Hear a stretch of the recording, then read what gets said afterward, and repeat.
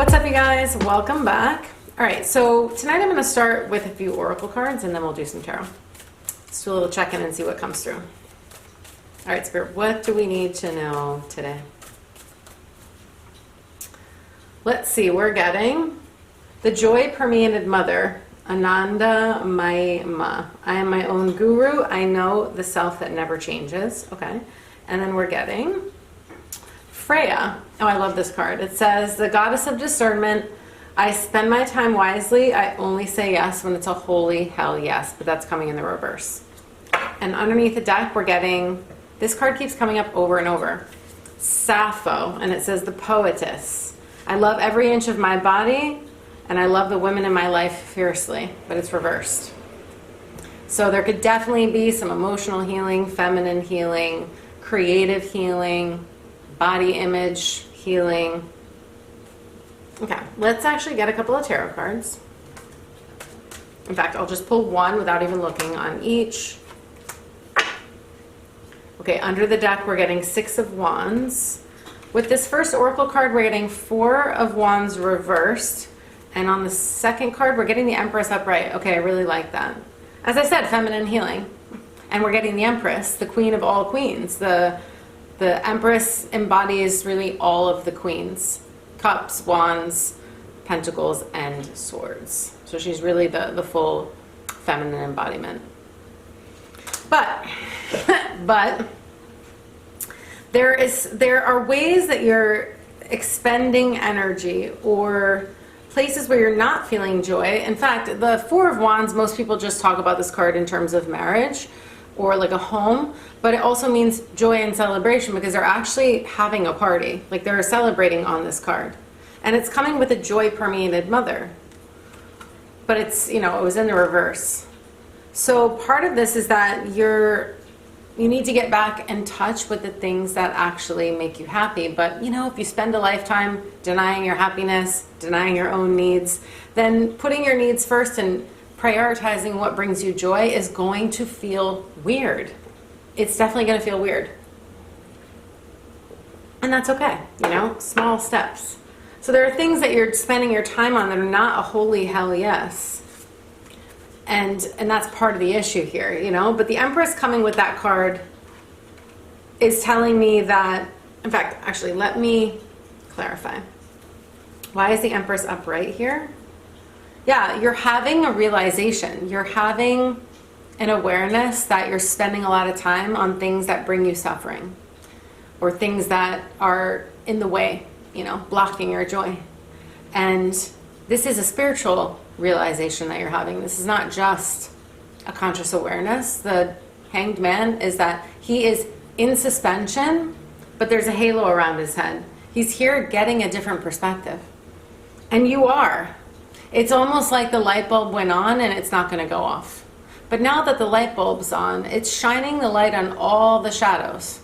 And that is uncomfortable, but it's necessary. You know, it's like that card, The Only Way Out is Through, that I keep seeing over the last couple of readings. You're having a deep awareness that your feminine energy or, again, it's interesting, the women in your life and then the Empress comes up.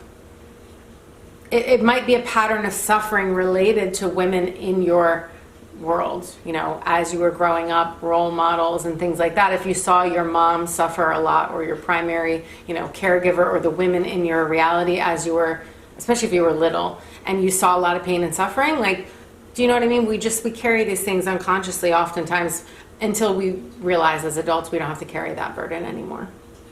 But the Empress is upright, so I really like that. It feels that you're further along than you might think in this lesson. I want to pull an oracle, or excuse me, another tarot card on this. I love the women in my life and my body fiercely. That's upside down. Four of Cups reversed.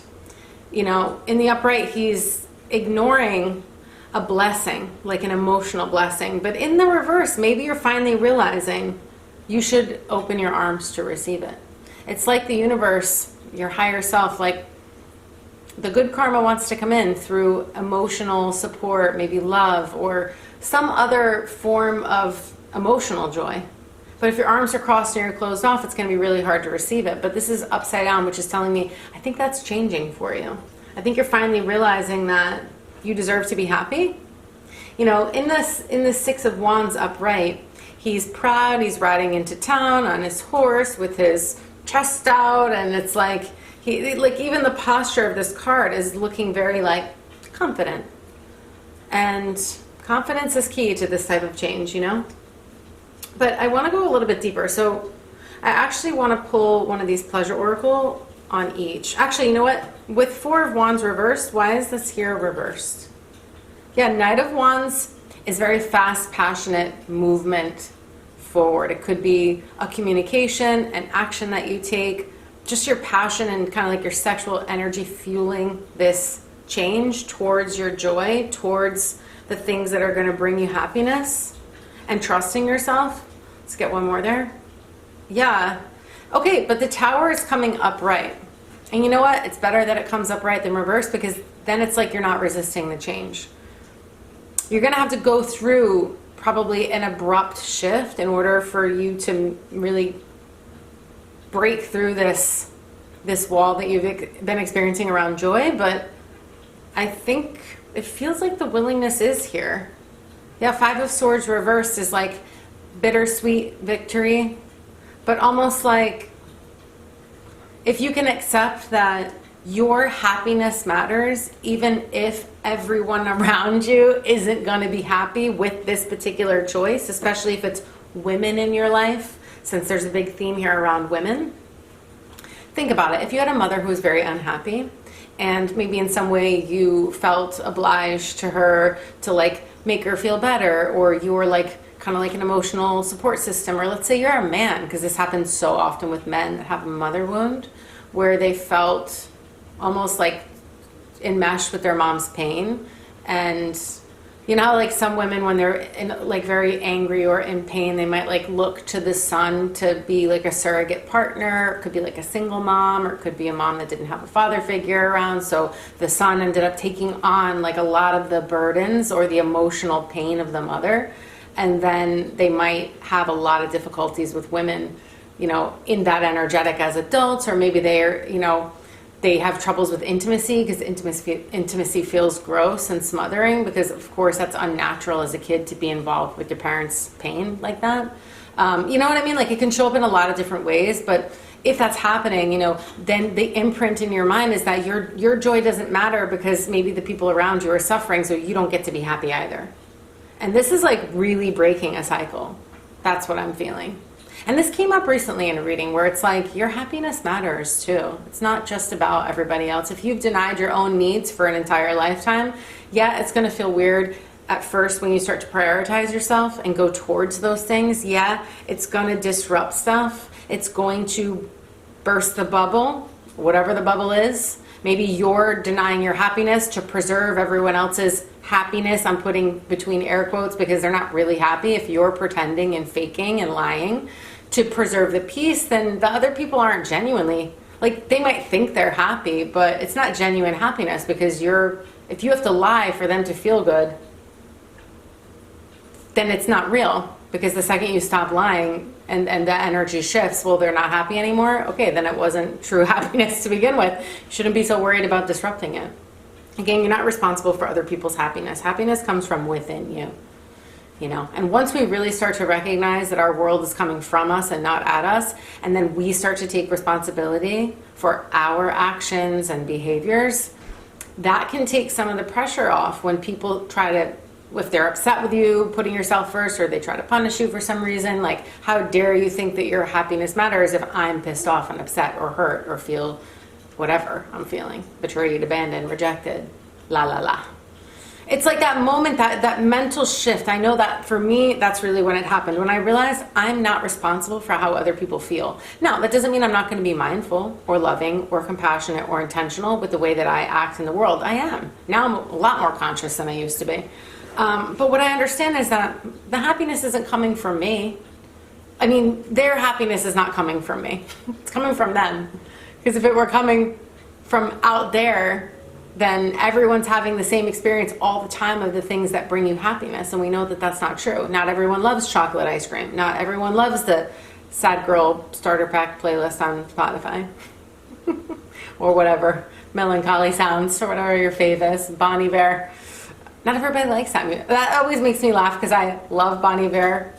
I love him. I just love that music. I like a lot of music, but I really like that. It's kind of polarizing because some people can't stand it. And I remember when I was going through a very difficult time. This is a long time ago. And I was with a friend and I was like listening to that album over and over. And she was like, I fucking hate this album so much and you keep listening to it on repeat. And I'm like, it's helping me process. So it's like if the joy came from Bon Iver, everyone would love him, but they don't.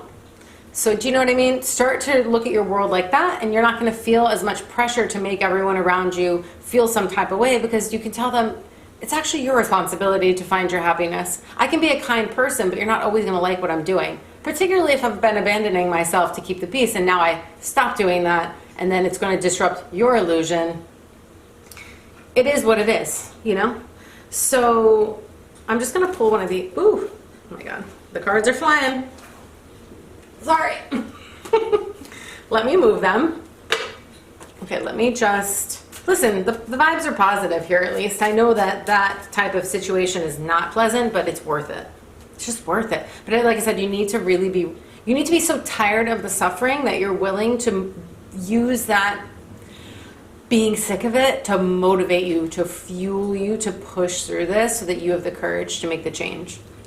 Because it might also change your home life. Like this could also be a home situation changing, moving out, an end of a serious relationship, because this can also mean marriage. It could be like a lot of things will change. But like I said, your happiness matters and you're not responsible for other people's happiness. They are. And if they're miserable before you, and then they use you as a void filler, as like medicine to try and soothe their pain, and then you're not doing that anymore, and then they're miserable again, you can see it wasn't about you. The only thing that's about you is be like, why am I in this situation in the first place? Why have I co-created this? Why am I participating in this? And the moment that you're done, things can change. So on this first section, we're getting you're alive in the reverse. This is the thing. You're alive. That's like Knight of Wands. Come back to life because it's in the reverse. You've been feeling dead inside. You've been feeling drained. You've been feeling like a walking zombie, dead man or woman walking. This is your sign. You deserve to feel alive. I know that when you're in the middle of those types of patterns, it is scary. It's exhausting. But like, you have this life. This sounds so cliche, but it's like, yo fucking low. Like, you have this opportunity. We're all gonna die. That's why I love Buddhism. They're very intense. They're like, you're a rotting sack, you're a rotting mitsu. You are dying. We're not gonna all live forever. So because your time on this earth is temporary, and the only thing that you leave with is your mind, the state of your mind at the time of death, and the quality of your mind, you don't take anything else with you. You don't take your stuff, your money, your clothes, your people, none of it. We come in alone, we leave alone, but we leave with the quality of our mind at the point of death, and this is why we meditate, and that's what this whole lineage is about. You want to try to get to the point where you could this is like the real monks that are like meditating all day long, but we all have the potential to awaken in this lifetime. So they're saying you can get to a point in advanced meditation where you can literally basically like control your moment of death and know when it's coming, and then they call that the bardo, where you're like crossing over. And so there's actually a movie about it. I'm digressing a little, but there is a documentary about Buddhist monks who, when they die, their body doesn't rot. It like stays perfectly radiant and glowing for like up to several weeks, even upright. Like there's no rigor mortis, there's no decay for a time, for an extended time. And so there is something happening. There's like a consciousness that's still in the body. They're dead. They have no pulse. They have no heartbeat, but yet their body is in a posture that looks like they're basically alive. And it's not rotting like normal people do. After just a couple of days, they're going to stink. These bodies are like preserved, like us now. It's fascinating. So anyway, I definitely digress. But what I'm saying is you're alive right now. So you have an opportunity to make the shift, and you deserve it, because do it now. Do it now. I'm saying it because it's like, I don't know. Sometimes you just need to be like, I'm doing it. Enough is enough. Come back to life. What's this one? Divine imperfection reversed. Maybe you're finally starting to understand that you're not perfect and nobody else is either. And so all the time that you've been spending on things that are not a holy hell yes, maybe you can be like, perhaps I don't need to spend so much time on things where it's not serving me. Maybe it's making other people happy, but it's making me miserable. Why am I doing that? If you've held a lot of shame or guilt, then it can take some time to get to the place where you really accept yourself. But the more that you accept yourself, the more you're going to attract people who accept you the way you are, with all your flaws, because we've all got them. And that could be part of this body image or struggling with the body or the women in your life, because maybe that's where the wound kind of originated, like I said, with some feminine figure in your life. But again, maybe you had, like I said, a critical mother who always told you that you weren't good enough. I'm so sorry if that is true for you, but it is true for some people. And these things run deep, you know what I mean? So as adults, if we carry that with us indefinitely, then it's going to infiltrate, all of our relationships, and you get the opportunity to change this. So divine imperfection reverse is almost feeling like you're starting to see your imperfections as perfectly fine. Under the deck, we're getting Magic Hotline in the reverse. I did shuffle these, and some of them are upright, but these ones all came out reversed. So let me tell you what this one says. Magic Hotline, bling bling. It says, ring ring, it's your destiny. As a fully expressed, whole, and healthy being on the line. And just like the old sexy hotlines, the universe is waiting to take your call. Oh, this one's talking about sex magic. You guys, watch the video that I did on sacred sexuality. Get the book, The Magdalene Manuscript. Get any of the books that I recommended underneath that video in the description, like any books by Mantak Chia, who's an author from China. He's like a Taoist master.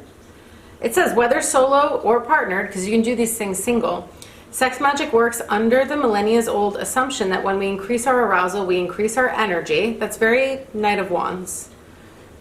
Which in turn allows us to manifest or select our ideal reality on the astral plane. The more pleasure, the more power.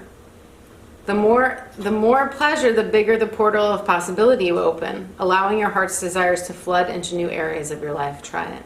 Yeah, so essentially it's saying the more that you, when you do any kind of ritual like that, and you can visualize in the moment where you're aroused or where you're climaxing of the things that you want to bring into reality, and assuming that they're for your highest good and that you're doing it with clear intentions and that it's, best for everyone, not just good for you, but good for all involved. This is how you can really increase your, and it doesn't even need to be that you do it in a super specific way like that.